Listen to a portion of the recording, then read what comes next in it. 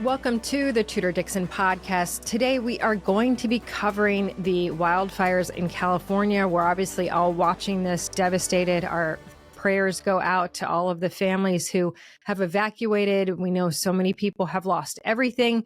They have evacuated their homes. Some of them don't know whether or not their home is there. Some of them have lost their community, their schools. It's been actually completely shocking as we've seen just cameras going down the lake or the beach, the shore right there, and seeing that there are no houses, there's no structures. Everything is just rubble. I mean, it's really been it's just such a blow to the entire country. And so we wanted to get into not only what is happening on the ground there, but what led up to this? How did this happen? Was this preventable? What is the future? So we are talking today to Jennifer Van Laar. She's the managing editor and an investigative journalist at Red State. And we're so glad that we have you here because you're also based out there. You're in Ventura, California, Ventura County. Tell us, what is it like to be out there on the ground right now? It's crazy. So I live in Simi Valley, which is where the Reagan Library is. And about 3/4 of our city has had no power for the last 2 days. I've been fortunate and I do have power. But that means the traffic lights are out. People are finding the few restaurants that are open to eat because at this point, a lot of the food that would have been in their, even their freezers is not usable. And so and we're not even in the midst of it. But I did take, my oldest son was out visiting for Christmas with his family and had to fly out of LAX yesterday. So driving into LA and all this smoke was covering downtown LA. And it was just almost apocalyptic then, but then I can't even get down to the areas that have been heavily impacted. Seeing all of that is it's a lot to take in emotionally when that's your home and when that's scenes that you would see every day for your whole life. I've lived here my whole life. Just a few months back, I was out there and we were driving along the coast there in Malibu, and one of the people that was with me sent me a tweet that came out earlier today. He's like, "This is all gone. It's gone." I mean, it is shocking to think of all of these iconic buildings and the museums and just the community. I mean, communities lost. Yeah. I have a lifelong friend that lives in that area, the main area of Palisades, and another friend just through Twitter. Both of them lost their homes. My friend has lived in her home for 20 years, raised her 3 sons there. The high school where she was the PTA president burned down.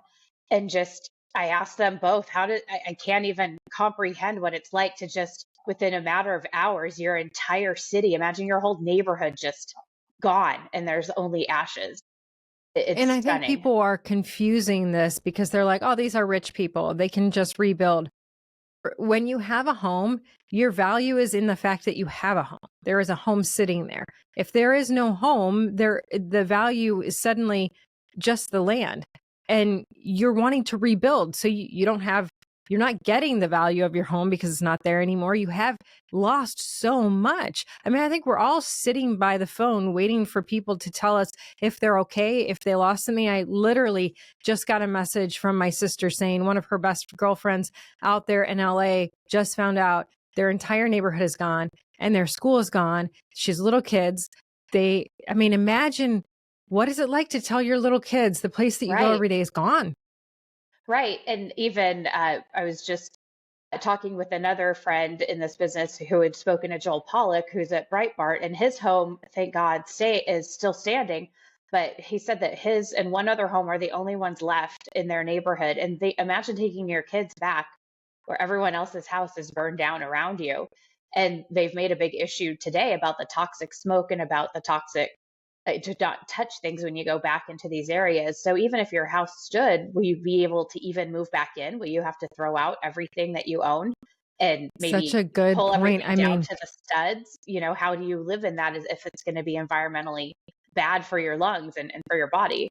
I mean, that's something I never thought about. Think about all the chemicals you have in your house that you don't set on fire every day. I mean, think about when the buildings came down in 9/11, all of the cancers and everything from just not just the explosions, but the air that people were breathing after. Why would this be really that much different? It has to be a somewhat similar situation. Right.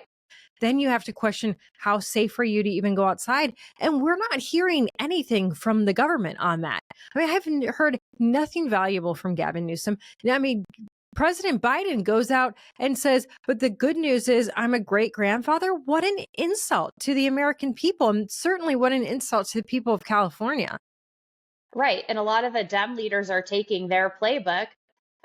First, LA Mayor Karen Bass didn't say anything when she was questioned by reporters when she returned from Ghana. But then Thursday morning, was that a vacation? No, it was to celebrate the first female vice president of Ghana.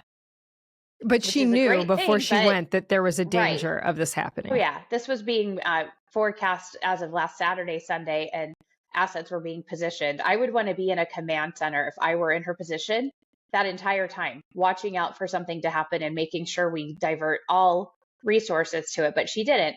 And then Lindsay Horvath, who's one of the LA County Board of Supervisors, people who covers West Hollywood and some of the areas where that Sunset Fire was on Thursday or Wednesday, she was in a press conference Thursday morning talking all about herself and about how they were under evacuation warning, which is not when you have to go. You go when it's an order.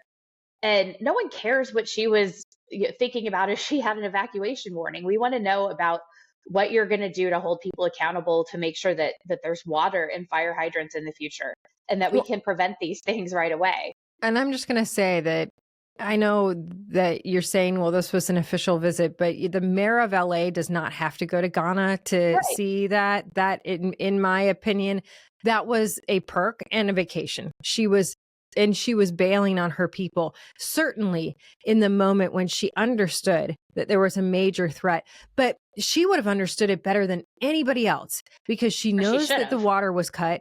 She knows that this could be catastrophic, and she bailed. I mean, that's twisted.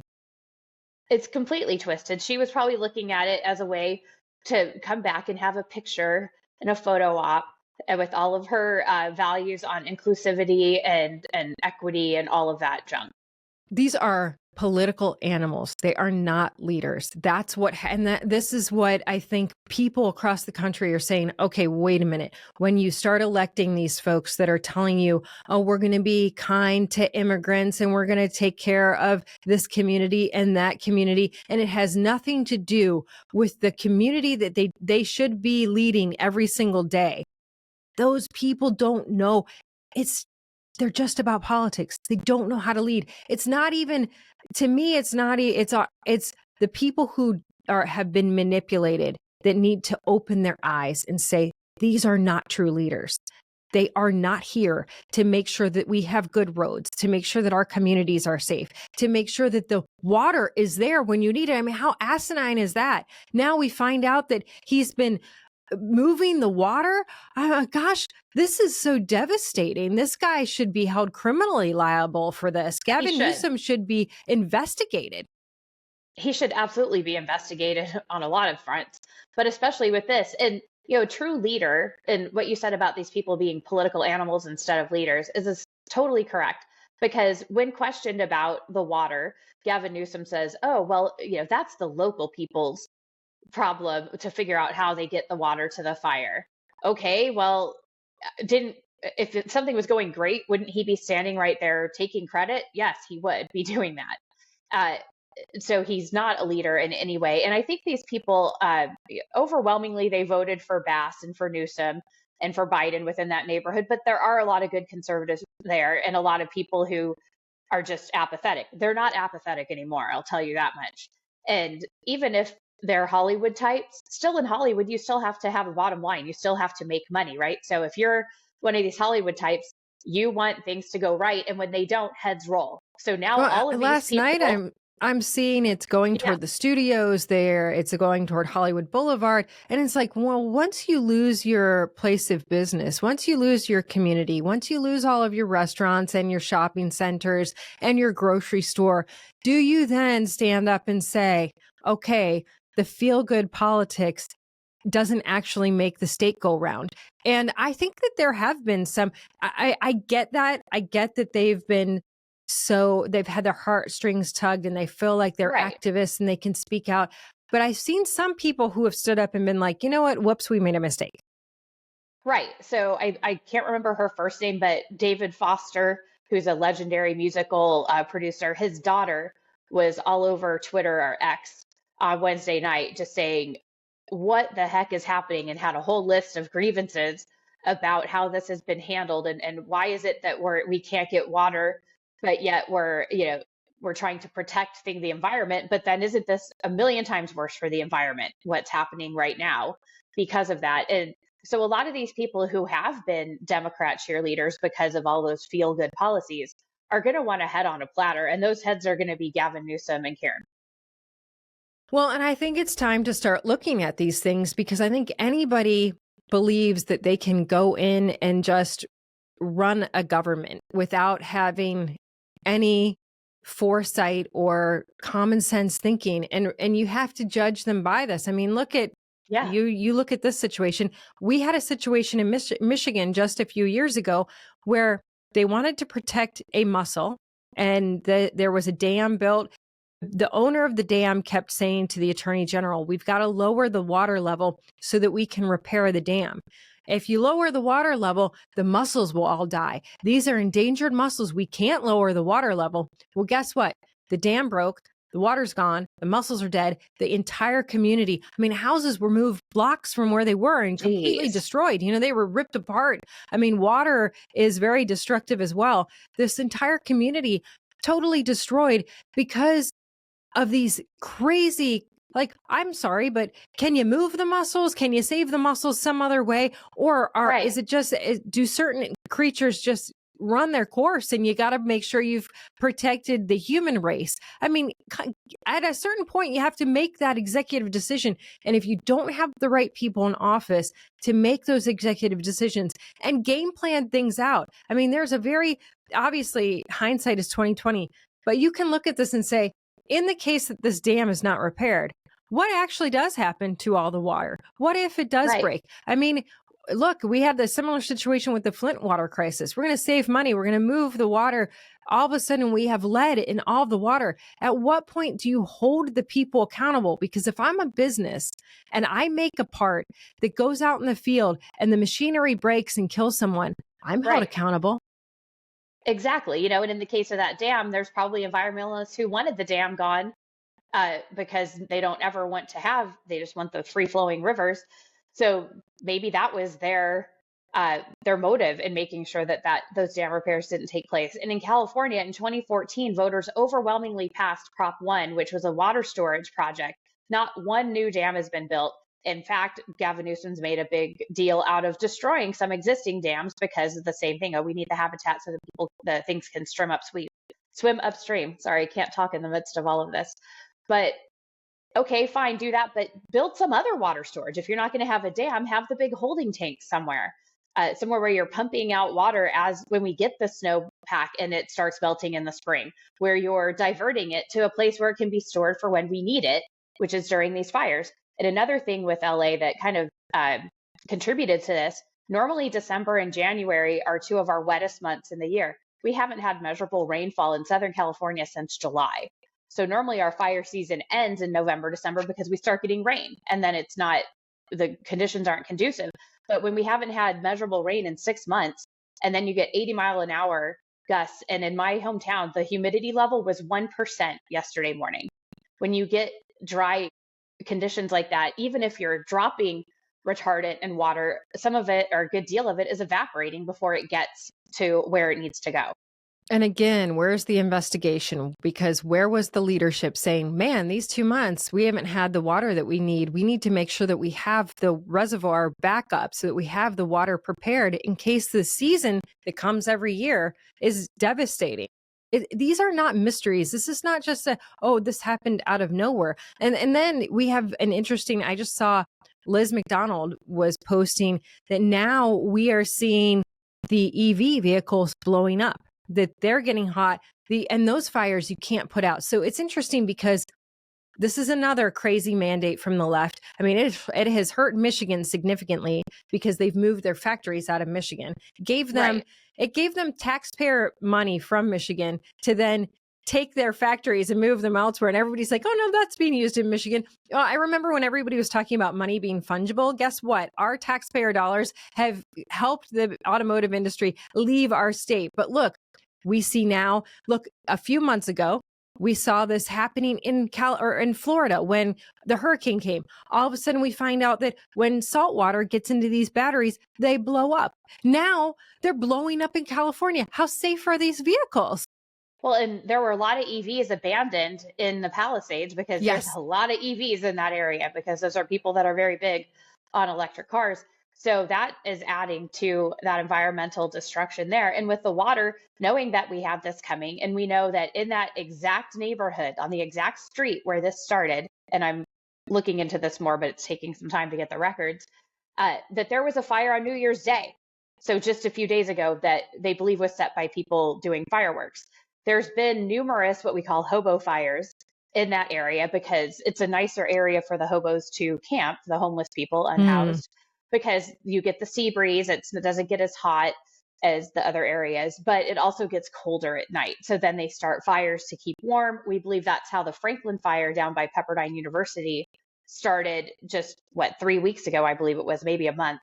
So why weren't water trucks positioned out in the Palisades, out in those areas where we know that there's homeless encampments and people routinely start fires, knowing that these tanks could go dry? So they said they had 3 million gallons of water in 3 different storage tanks around the Palisades that all ran dry by about 10 p.m.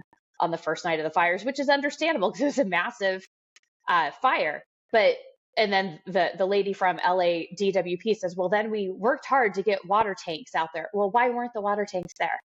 Well, let's go a little bit further. You're saying there's homeless encampments out there. So I think it was actually LA that had a few years ago had a $300 million budget for eliminating homelessness. It was doubled to $600 million. You know what doesn't happen when you get $600 million to solve a problem? You never solve the problem. Right. Because no one wants to give up the $600 million. And so now you have a massive homelessness problem. Think about this. This is why you have government, people. This is not a situation of hindsight is 2020 because you have encampments out there. It's been dry. They're starting fires. This is where your government protects you. They go in and round these folks up. They say, you can't be here. I'm sorry. We have safety issues. We're talking about the most expensive wildfire situation we have ever had in the state of California. They're already estimating it at over $50 billion in damage. How much will it cost to rebuild because of irresponsible leadership? Again, not hindsight is 2020. You knew they were having fires there. Gavin Newsom knew they were having fires there. Oh, yeah.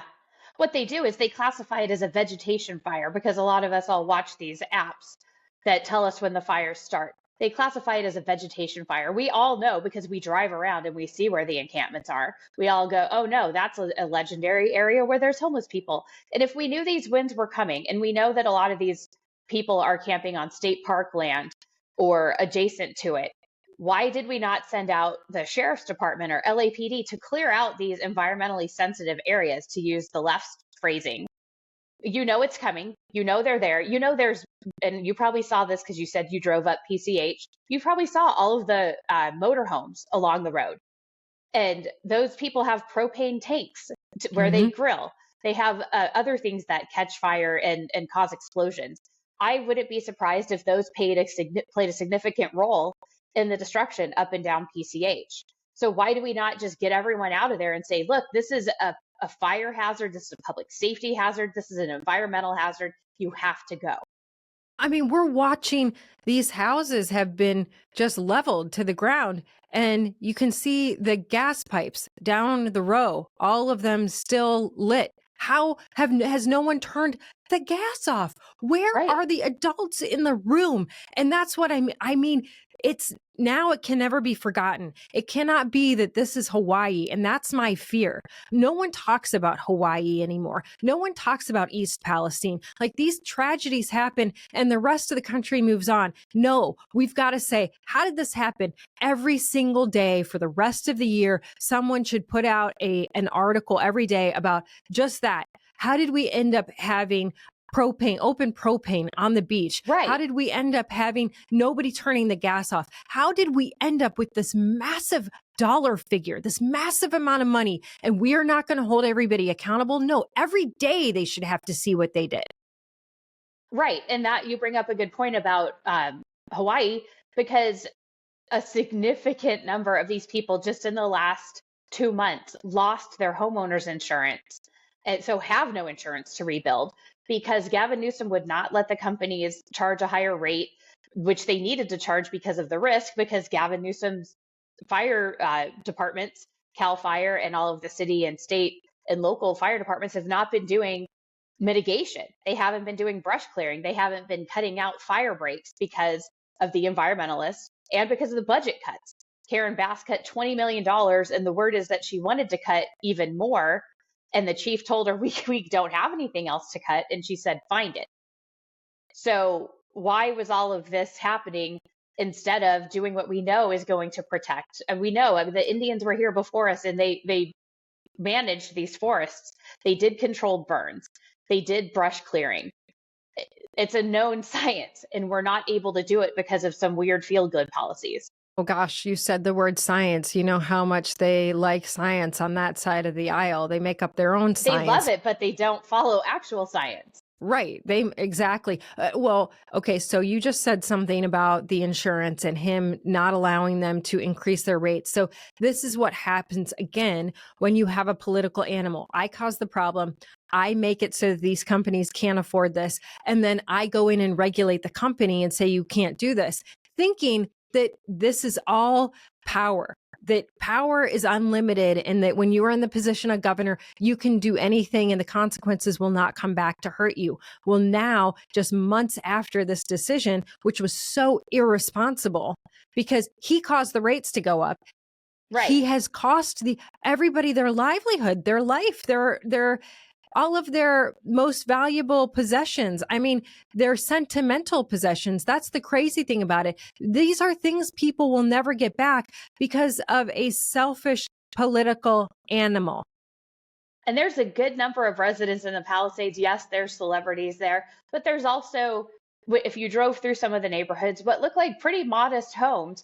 And there are people who moved out there at the time when Ronald and Nancy Reagan lived there in the 60s and own their home outright, and that's what they worked all their life for, and now it's burned down and they have no insurance.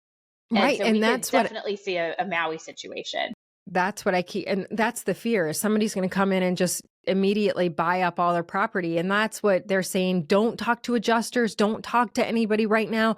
Give it some time so that we can actually see what's going on, because you've got all these vultures that come in and they're like, there's nothing you can do. You have a terrible situation. You've got no value. You've got no home. You have a mortgage. I mean, that's the problem. Right. You have a mortgage. The mortgage company's not letting you out of this. Right. Right. And then the rental housing, one of my friends who lost his home was saying that by the half hour, rental prices for rental homes are just skyrocketing all over LA.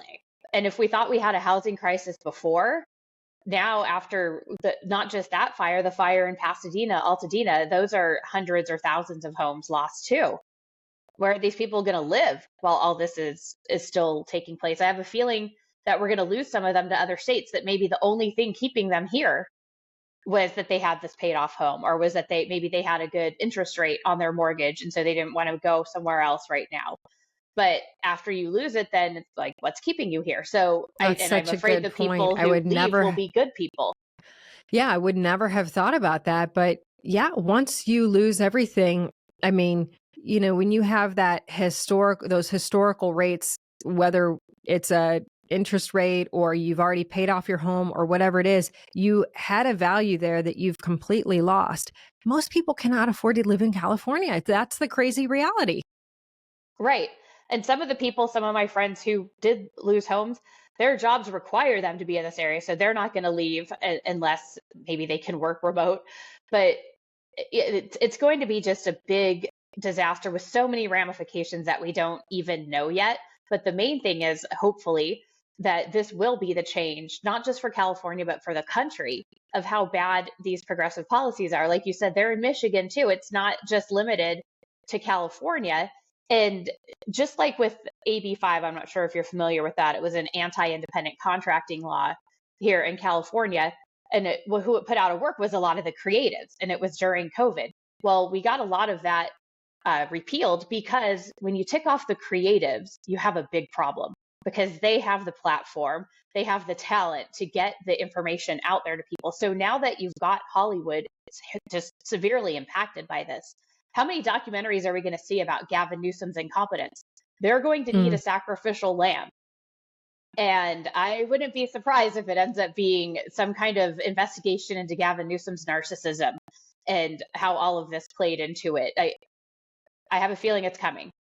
You know, I was thinking about what you just said about we don't know the ramifications of this. Man, you go back to COVID and we saw so many ramifications of everything being shut down and kids being out of school. And I think my kids, you know, I've got 6th grade, 8th grade, 10th grade, and they all went through school in COVID. So all these schools that are burned down, most of these kids have already missed school once. They've already had one major tragedy. And you don't realize how much that affects your kids until you hear, one day my daughter was sitting with her cousin and she goes, oh, well, remember that was during, what did she say? It was like during lockdown or something.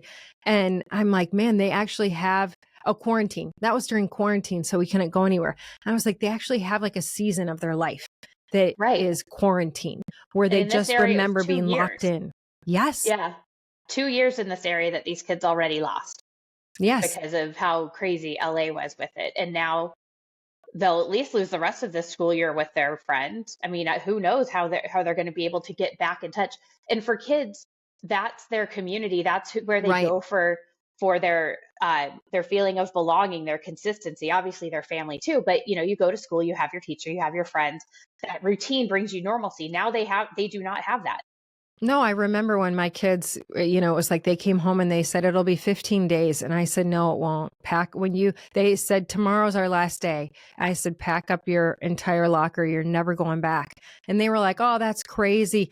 And it was so shocking because you at that age, you know, my kids were like 1st and 3rd and 5th grade. And at those ages, your teacher is like a family member. They're part of your life. You know, it's a critical, and they're just ripped away. And I think about these poor kids a second time. What will happen? They have no school. And when will the school be rebuilt? How could you possibly rebuild a community that fast? And the way that California's laws are, it would take a long time. And one of our assemblymen, Bill Asaley, has asked for a special session to deal with this.